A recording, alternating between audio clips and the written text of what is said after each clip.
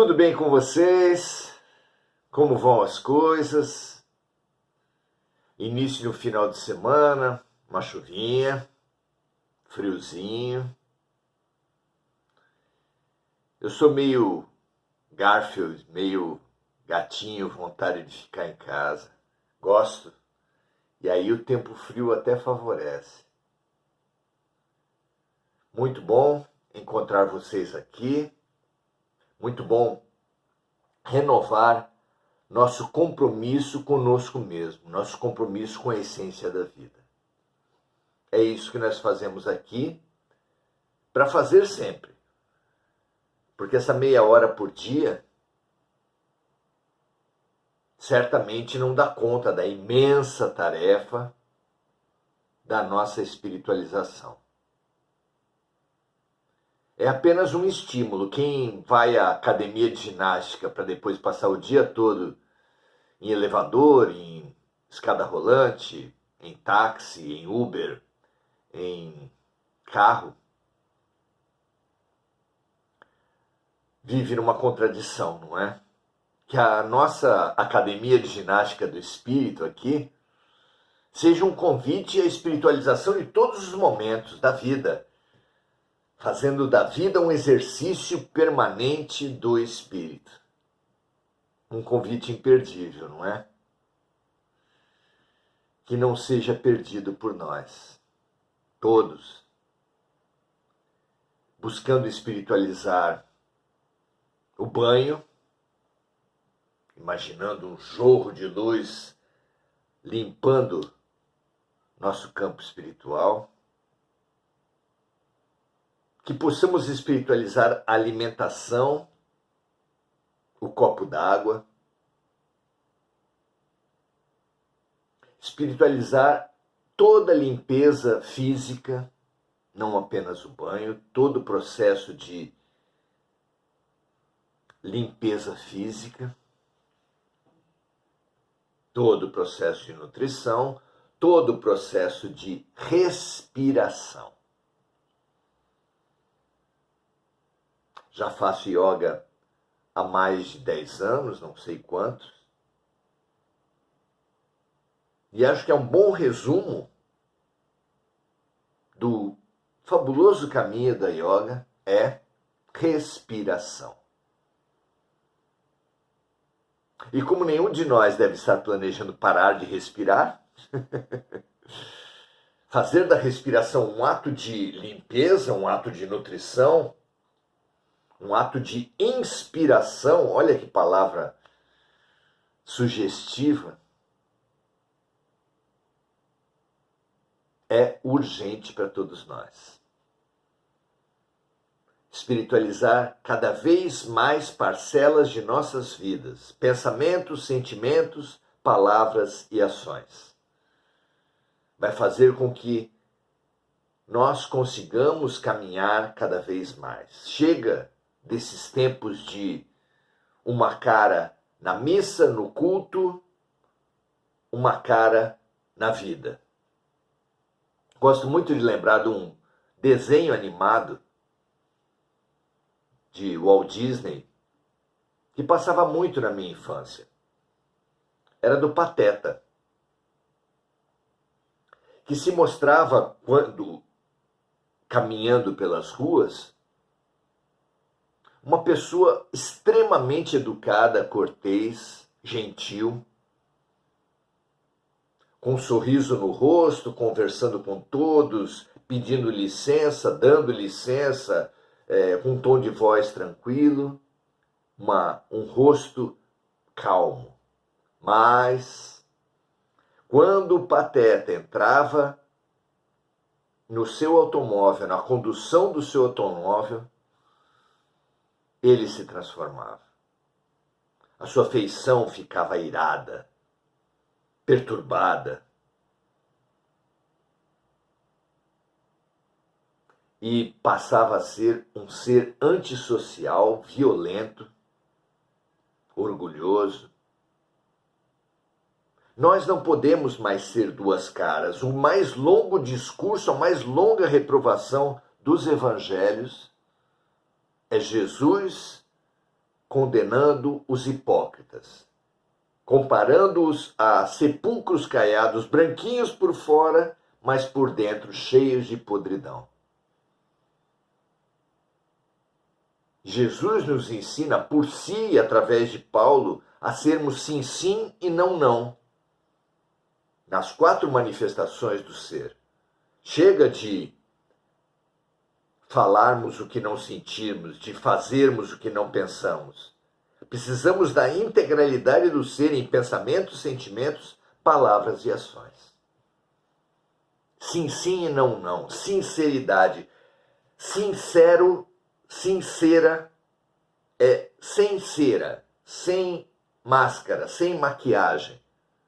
Vivermos a nossa verdade, a nossa integralidade. É uma meta das mais legítimas. É uma meta que expressa a força.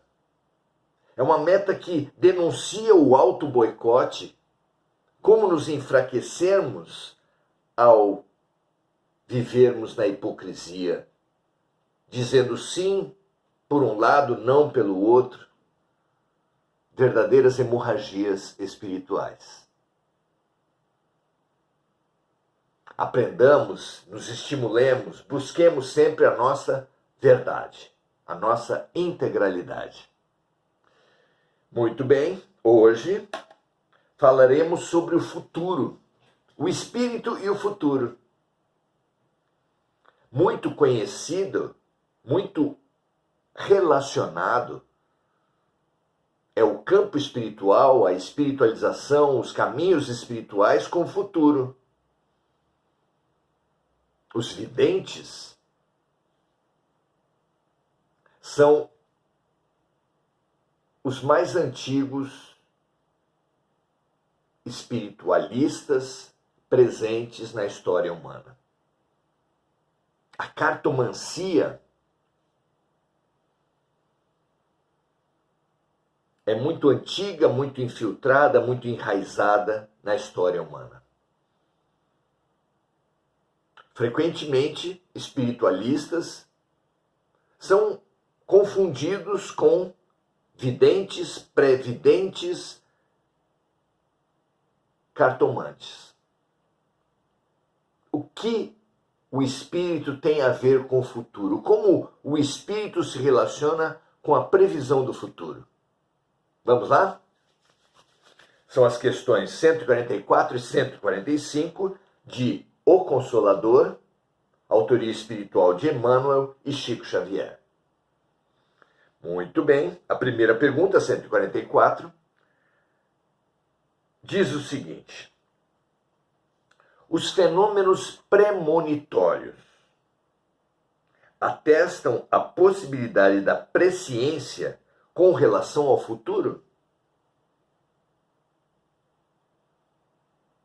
Em outras palavras, o fato de algumas pessoas nos sonhos, no dia a dia, terem flashes,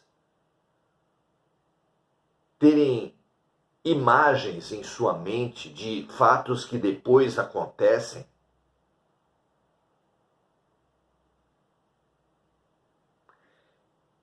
eles atestam a possibilidade, eles confirmam que é possível para uma criatura como nós sabermos do futuro? A resposta de Emmanuel vem: os espíritos de nossa esfera não podem devassar o futuro, considerando essa atividade uma característica dos atributos do Criador Supremo, que é Deus. Deus, então, é o único controlador do futuro, o único sabedor de todas as coisas. Temos a considerar, todavia, diz Emmanuel, que as existências humanas estão subordinadas a um mapa de provas gerais. Ninguém reencarna sem um planejamento reencarnatório, que Emmanuel chama aqui mapa de provas gerais. O nosso planejamento reencarnatório não estabelece tudo o que vai acontecer em nossas vidas, nos mínimos detalhes. Mas, como disse Emmanuel, é um mapa de provas gerais. Grosseiramente, poderíamos comparar com uma daquelas provas de obstáculos que se cumpre a cavalo. Existem os obstáculos, existem as metas, existe o cavaleiro em cima do cavalo. Quantos passos ele vai dar para cumprir os obstáculos? Em quanto tempo ele vai percorrer os desafios?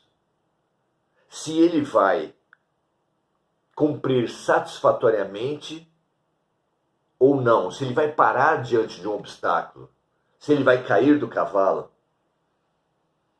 nada disso está pré-estabelecido. Apenas os obstáculos gerais, o cavalo e o cavaleiro. O cavaleiro pode ser comparado ao espírito. O cavalo pode ser comparado ao corpo.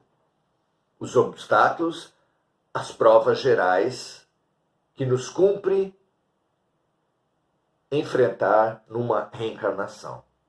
Os detalhes, a maneira, a possibilidade de cair do cavalo,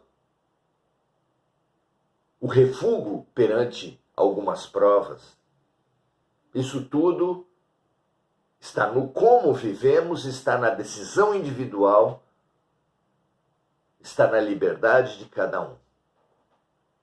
É uma imagem que talvez nos ajude a entender destino e livre-arbítrio na vida concreta de cada um.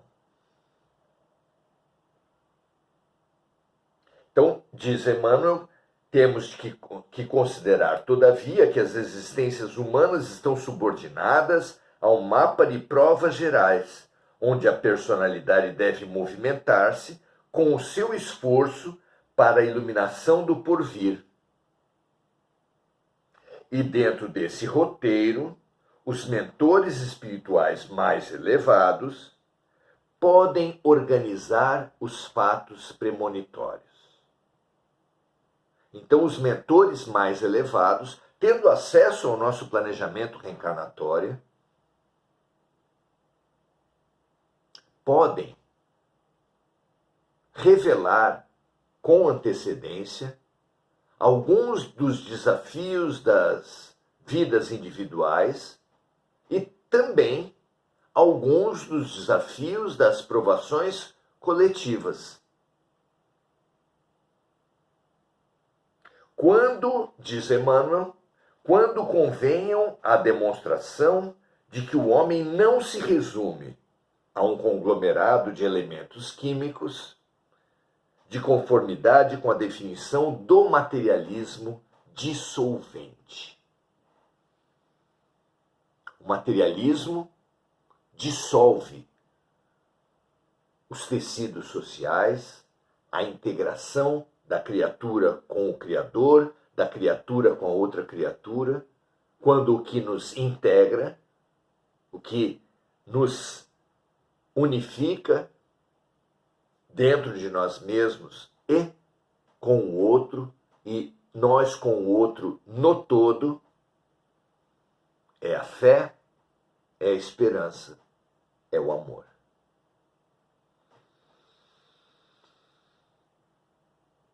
Então,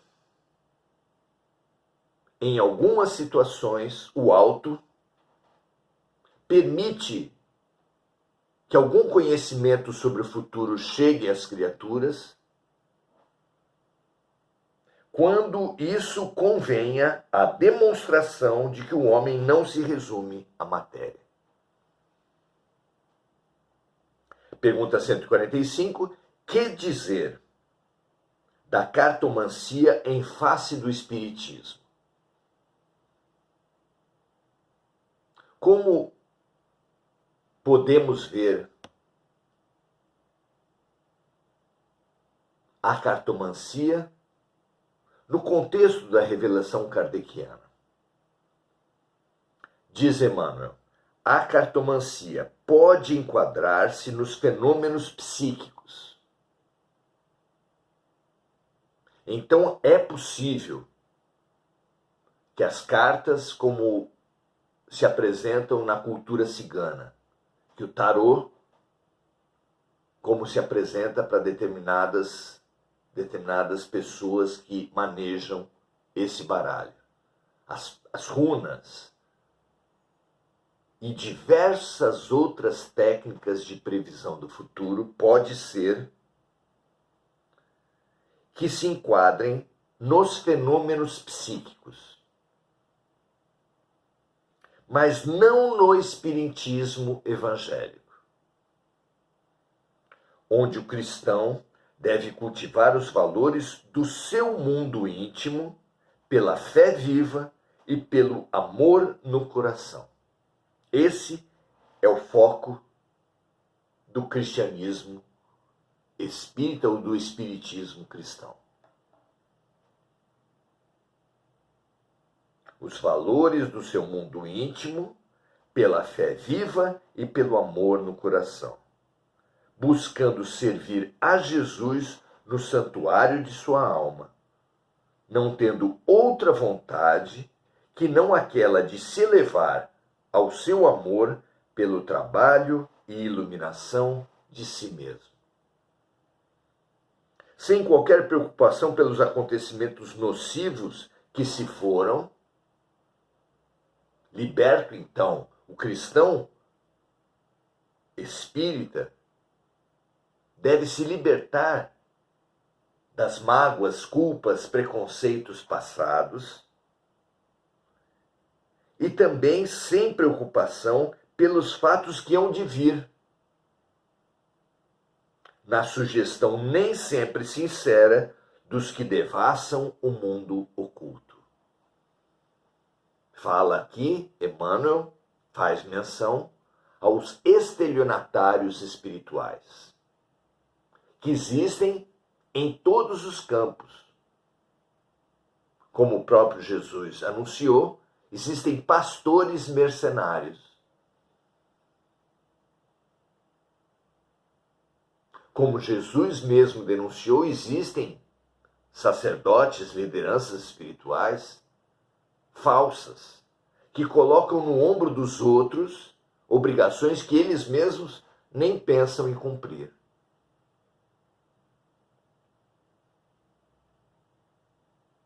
Existem almas tristemente associadas ao pior pecado, ao único pecado que não tem perdão, segundo Jesus, que é o pecado cometido contra o Espírito Santo, contra o Espírito.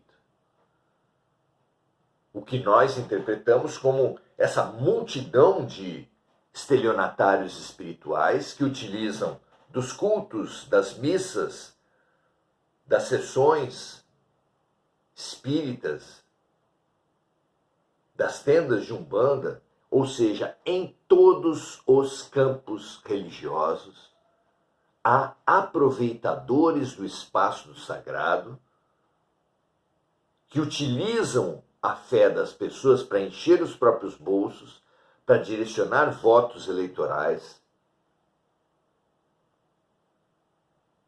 para satisfazer taras sexuais, para manipular mentes e vidas da pior maneira possível. E como o sagrado é a última instância da vida, a última instância do ser, a qual recorremos muitas vezes, quando desesperados, subverter, envenenar essa última corda de salvação é considerada por Jesus dos maiores crimes, dos maiores erros que se pode cometer. Certamente, na minha interpretação, jamais Jesus falaria de erros imperdoáveis para sempre. Quando ele fala que o pecado cometido contra o Espírito Santo não tem perdão,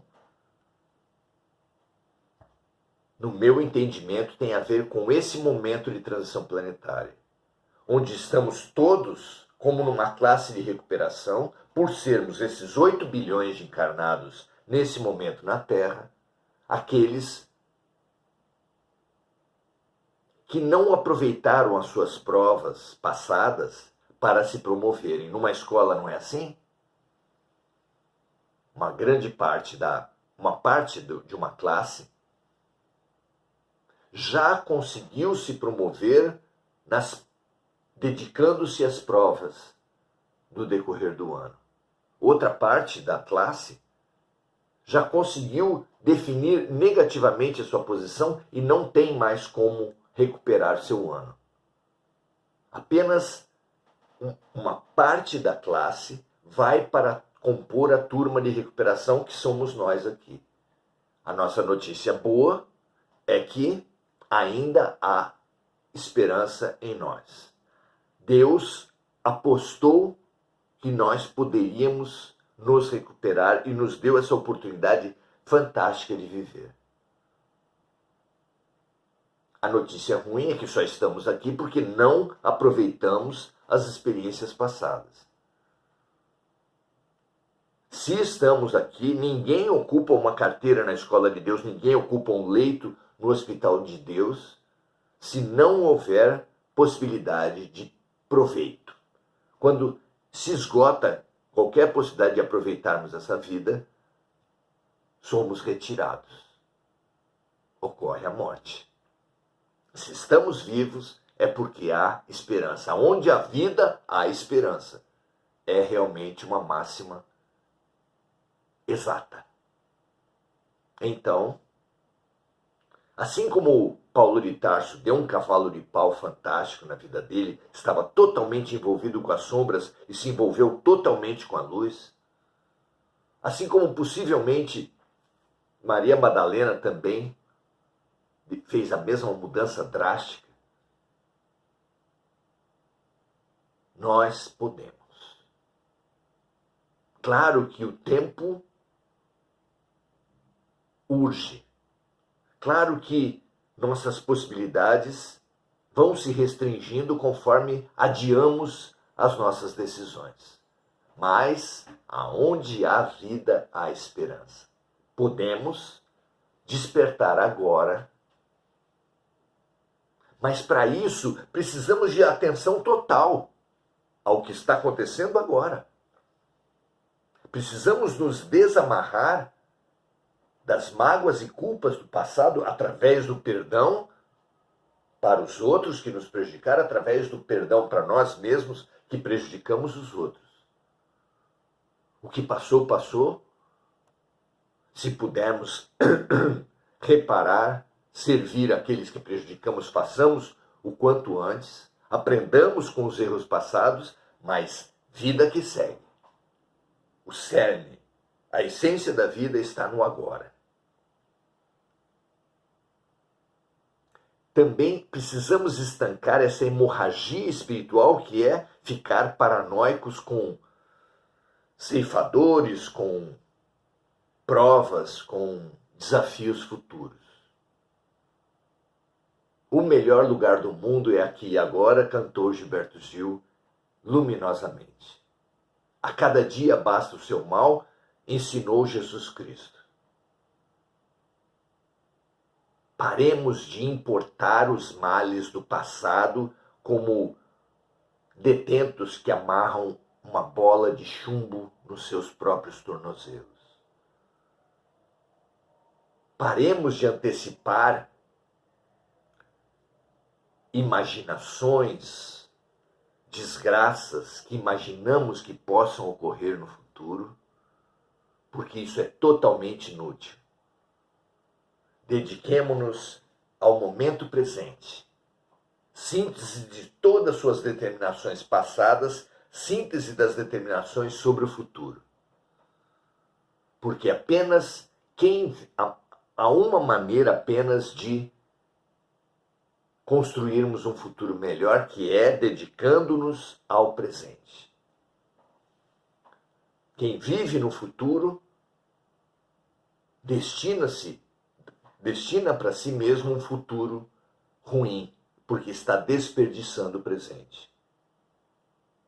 A única maneira de construir um futuro melhor é investir, é dar atenção total, como um doente que almeja muito a sua cura, mas que para isso precisa fazer rigorosamente tudo o que o sublime médico receita para ele. Tomar as medicações na hora certa, e a hora certa é o agora. Fazer os exames na hora certa, e a hora certa é o agora. Fazer as cirurgias na hora certa, e a hora certa é o agora. Porque é o hospital perfeito de Deus. Que nós tenhamos essa fé ativa, essa fé concreta, essa fé ancorada no tempo e no lugar em que estamos vivendo. Porque pela lei de atração, é a esse tempo e a esse lugar, o aqui e o agora, que vêm até nós, que chegam para nós as urgentes e precisas, exatas necessidades de cada um. Vivamos bem, abramos-nos, façamos do presente o que ele é, a nossa cura e o nosso aprendizado. Mas para isso, precisamos superar as amarras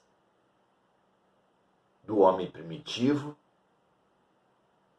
apontadas por Jesus quando disse: eles terão olhos, mas não veem, eles terão ouvidos, mas não ouvem.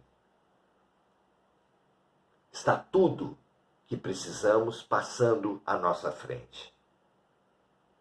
Não temos mais o direito de nos perdermos, de perdermos os remédios precisos e as lições exatas. As provas estão aí. Somente focados, somente com fé no agora, poderemos passar bem por elas, poderemos realizar os tratamentos necessários e nos promover e receber a alta do sublime médico de Deus. Que essa seja nosso foco, não é? Saudar agora os amigos que estão aqui, Renir Cajazeira, dando o seu graças a Deus, que todos nós aprendamos a agradecer sempre tudo que nos acontece. Marco Aurélio Trindade falando da respiração, da oração e da meditação. Ferramentas realmente fundamentais. Mônica Silva orando por amigos encarnados e desencarnados.